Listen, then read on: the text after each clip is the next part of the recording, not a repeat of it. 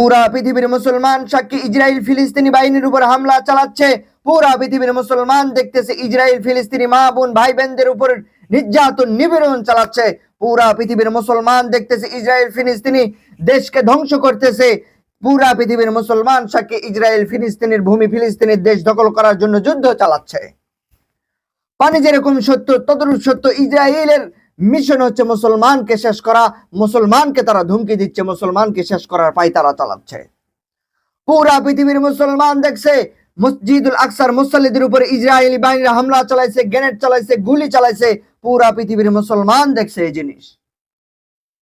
যেই জায়গায় পুরা পৃথিবীর মুসলমান দেখতেছে ফিলিস্তিনি বাহিনীর কষ্ট দেখে মুসলমানরা মিছিল মিটিং তাদের শান্তি কামনা করতেছে।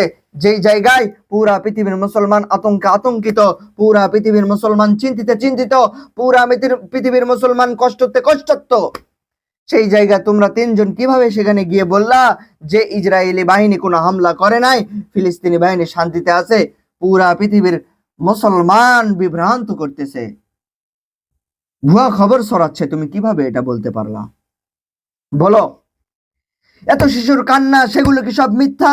এত মায়ের কান্না সেগুলো সব মিথ্যা? এত বোনের কান্না সেগুলো সব মিথ্যা?